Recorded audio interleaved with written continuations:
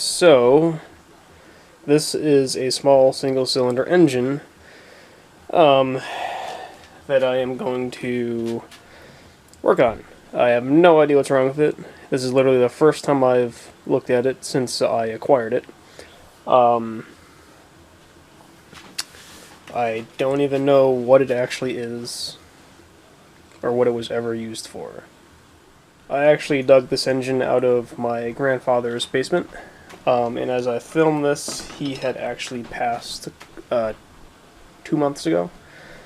So there's a little bit of sentimental value here. I don't know what he used it for, but I plan to at least make it run again and sort of, I guess, have a interesting old bench motor. I have a few of these now, not this particular motor, but I have a few bench motors. I got a Wisconsin air-cooled, I got a couple like older Briggs and Tecumseh engines, not super old, but you know, they're not in anything, so they run on a bench and that's about it. So, my grandfather was into woodworking things, amongst other things, which include concrete. So the first thing I'm going to do is clean it off of all the wood milling dust. So he had a wood lathe and various sanders and planers and whatnot, and made furniture for his house. And then I got to look it over to get a better sense of what I want to do, and or I guess where I want to start rather. So, clean. Okay, there's at least no big chunks of sediment on it anymore. The wood's dust was kind of embedded in the surface of it a little bit more than I expected, but I got the loose stuff off anyways. Alright, so the first thing I'm going to do is lose this bar thing. I have no idea what it's for, but it's annoying.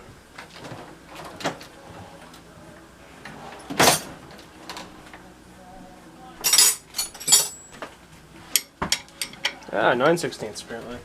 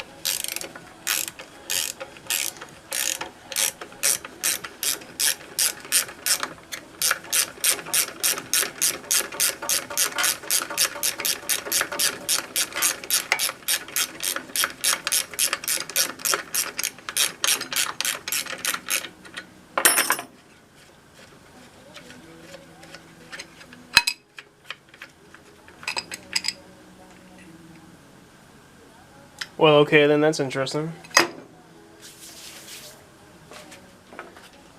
So I have no idea what that hole is for, but there's a thick washer and some kind of gasket material that seals this off. Of course, this bolt that is used is too long, it bottoms out, so my solution is going to be a stack of washers to just give it the extra space instead of trying to find the correct bolt to seal that back off.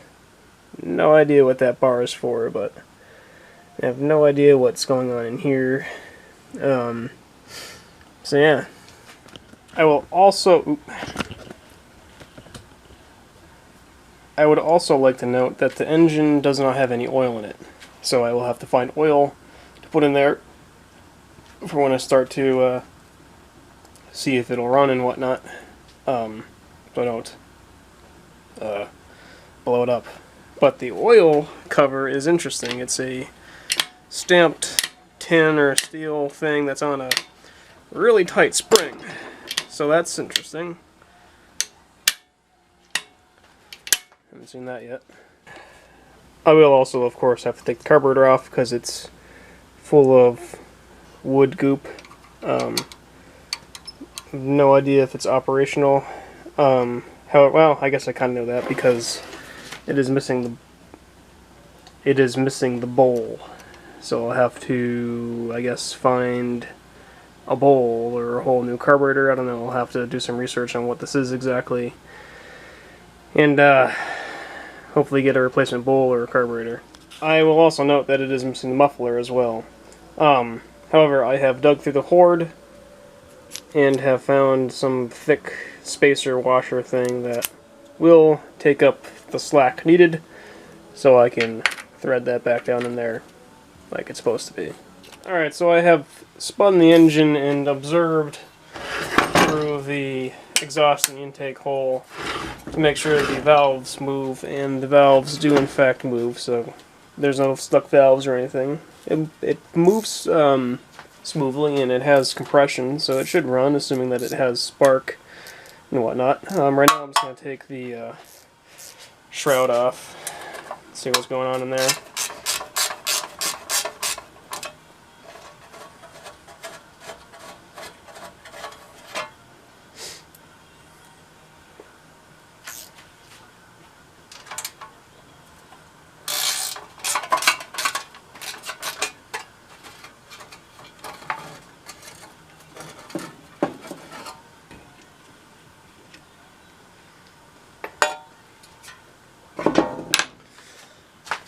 Alright, not too bad. Got a little bit more wood dust, but not bad.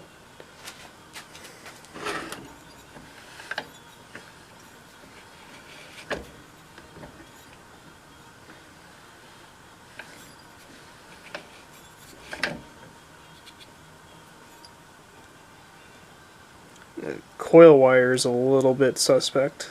I'll have to investigate that a little bit. Alright, I removed the back cover off of here. It also had this metal shield. And this is where you would make your valve adjustments. So hopefully you can see that, but as you spin the engine, it'll open the intake or the exhaust valve, depending on where the camshaft is and its rotation.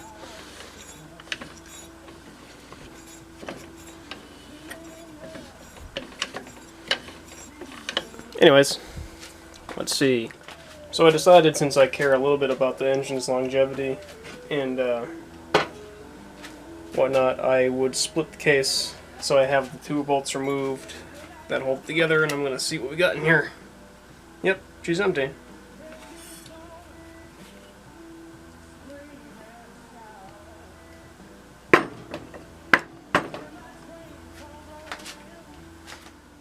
So she is really clean, but she is bone dry. So I'm not gonna spin her over or anything for you right now, but she is bone dry, but clean. So I think we're safe. Just gonna add some oil, and I'll probably coat all of those parts with some oil.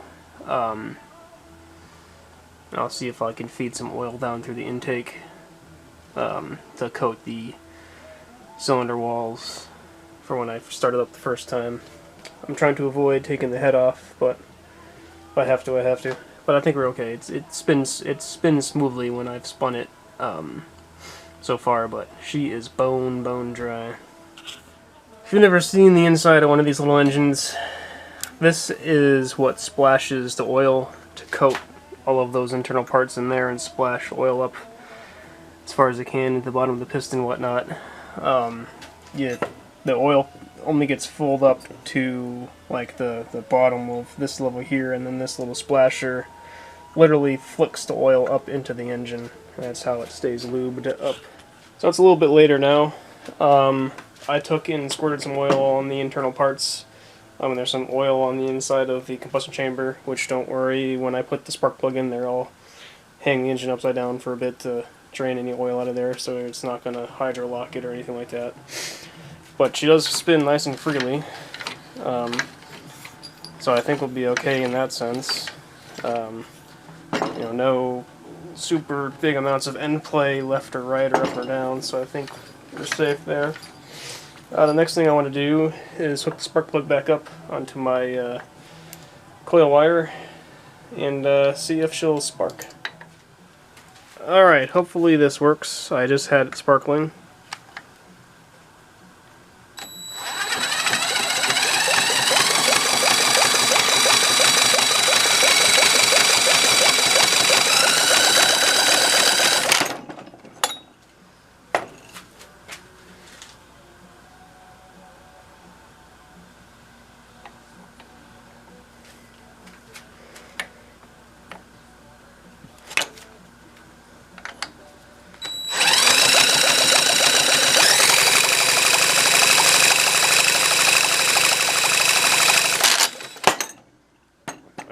So we got good spark. That checks out then. Next step. So I've got myself spun around here, and I have the carb taken apart, which is actually very simple. It's a very simple carb. I mean, even the choke is just a lever that turns the inside of the intake of the carburetor where the air goes around and shuts off some of it. It looks like there's some pieces missing. There's some kind of cover or some kind of valve or something that goes on top of the carburetor, which has a little jet-sized pinhole that goes on the inside side of the carburetor. And then this, what I thought would be the main jet, actually has some kind of other thing that screws onto it that would normally be in there. So I believe how this is set up, as I've seen this before, is that there would then be some sort of gas tank or gas canister that would then screw onto this somehow, and there would be a long straw type thing that would come down into the fuel, and that would be how the engine sucks gas directly into the carburetor. So I'm going to have to legitimately figure out what the engine is and figure out what the carburetor is, so I could see if I can get a new one or get the parts and pieces that it's missing together to make it work. Otherwise, I'm going to have to sort of attempt to jerry-rig something down here back together so the carburetor will work, and clean out all of the wood gunk that's stuck down in there out.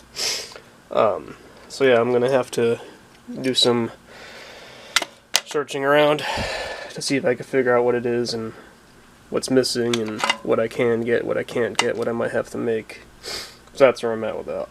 Alright, I have done some Googling and some searching to figure out what it is I have.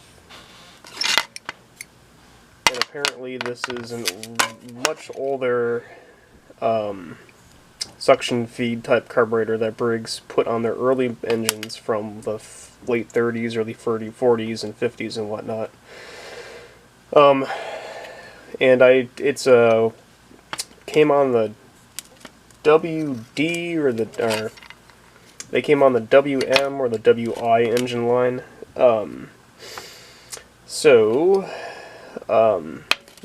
Basically what that means is the gas tank is below the carburetor, and the carburetor sucks the fuel up out of the tank through this and into the engine. Then on the top here there would be an air mixture needle or screw that just adjusts how much air the engine is allowed to suck through.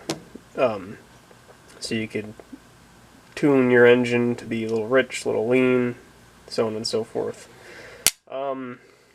I did some eBay hunting and internet hunting to see if I could find parts and pieces or a whole new one to stick on there. I couldn't, so I'm going to have to, well, I couldn't in the 10 minutes I was searching anyways. I'll have to keep looking around and see if I could find parts and pieces to find parts and pieces to put that carb back together, make a tank for it, and mount it onto a piece of wood of some sort so it'll work. So yeah, that's where I am with that now. So throw out everything that I just said. This engine actually is a WI or a WM, not a 5S. The tag that would normally be on the engine is missing, and I can't find a serial number, so I don't know if it's a WI or WM, but they look exactly the same. And the 5S is very similar. But anyways, everything that I see on this engine matches a WI or WM. Now, if you're an engine guy, you're probably screaming at your computer screen right now, calling me an idiot, because you probably picked that out right away. But I didn't know. I just work on them and like them. I don't necessarily have all the knowledge. But anyways, it is actually a WM or a WI. And this actually is the type of coil that it would normally have on it. So this engine apparently was built somewhere between the mid to late 30s, depending on if it's a WI or WM. It was either 36 or 38, and they produced these all the way up to 1957. So this engine is anywhere from the real late 30s to the mid 50s. So anyways, knowing that, I'm found more parts, or more correct parts to fix it.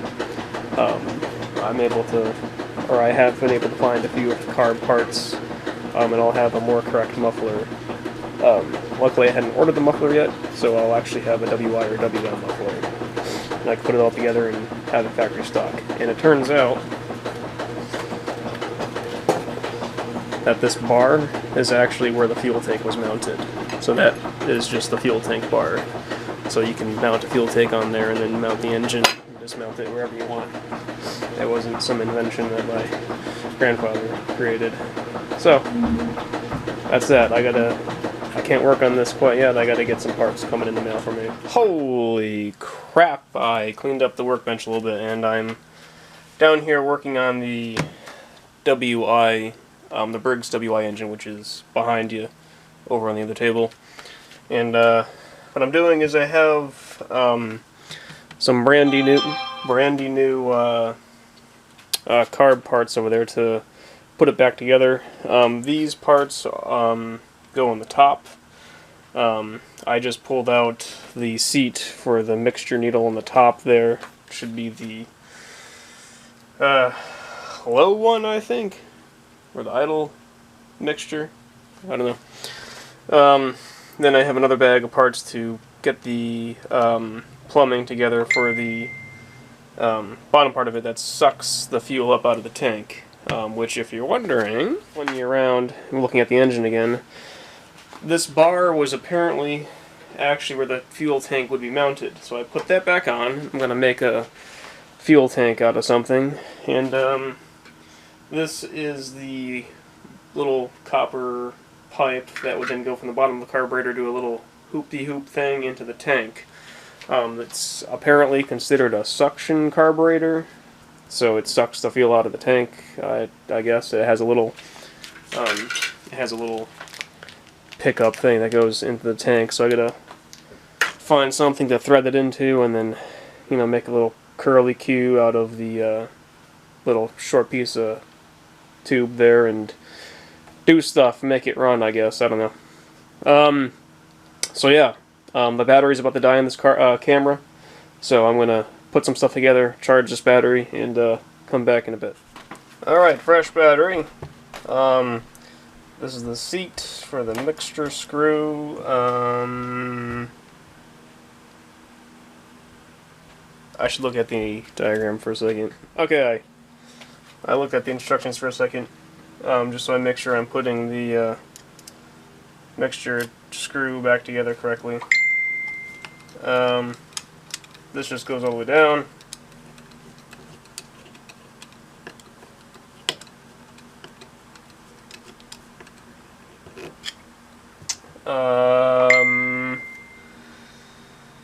Then apparently this goes there, and then this.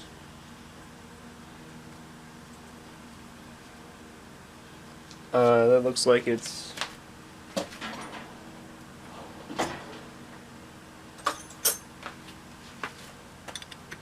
7/16 apparently. Give that a little snug tight fit. Not super tight.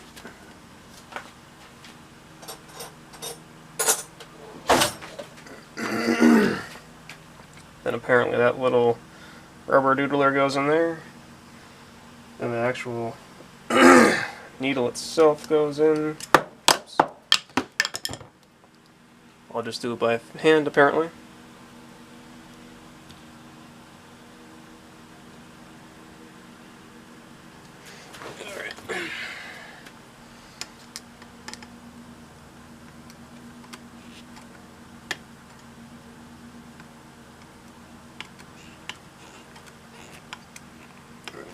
Then it says back out 1.5 turns. There's one, and there's 1.5.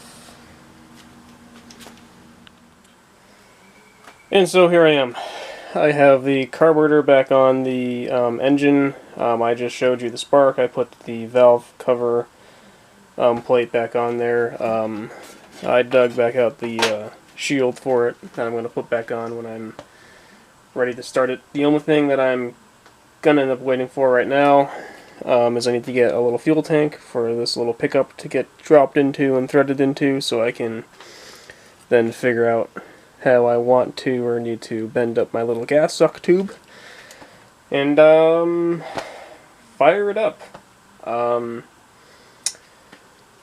What's holding me out, or actually there is another thing that's holding me back, and that is the exhaust. I have a little exhaust muffler to go on there. I just need an adapter fitting to adapt the pipe thread size that is in the head of the engine to the exhaust thing. It's just a standard Briggs 3 and 5 horse, can muffler thing.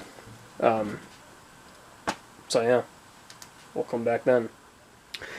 Okay, it's actually the next day from whenever the last thing I filmed, and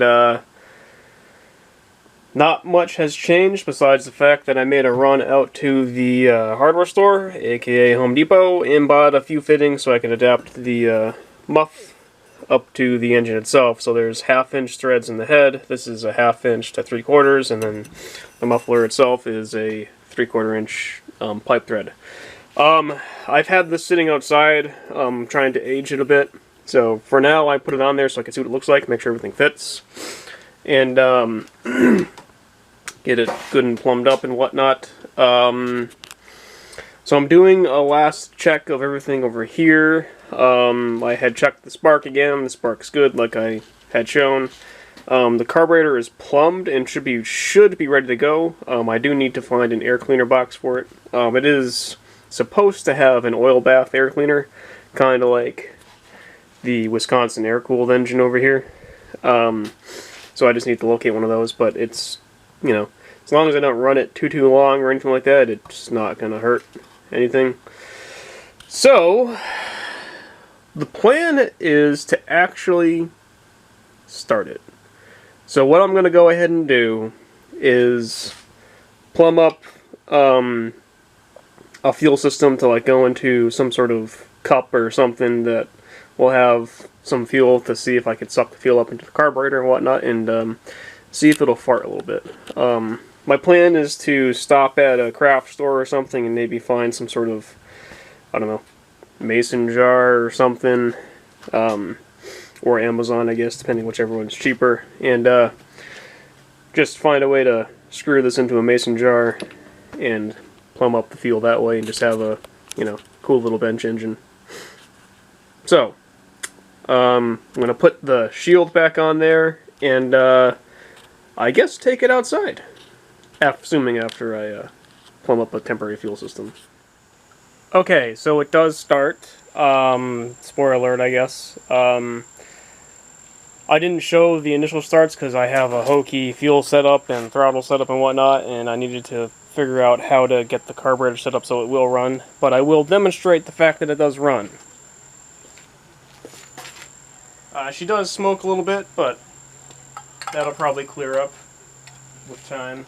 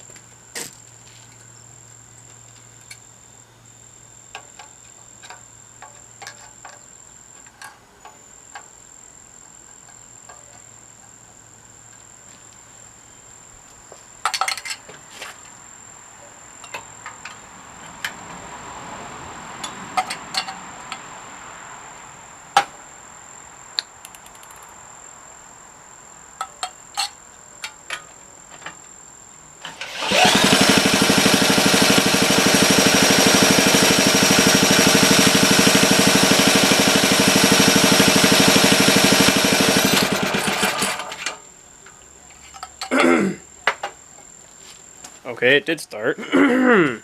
Okay, I had to adjust some things again, but it works. Again.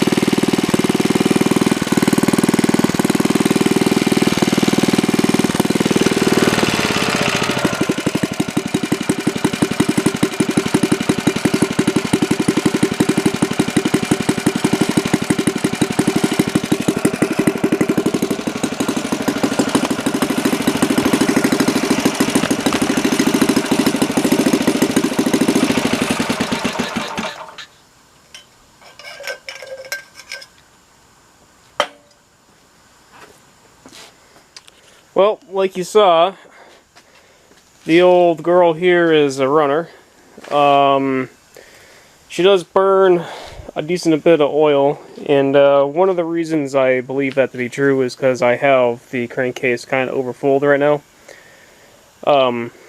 Which I kind of did on purpose because it had been sitting dry for a long time, so I thought I'll add a little bit of extra oil to make sure she gets lubricated. So what I'll end up probably doing is straining some out and giving it a normal amount of oil.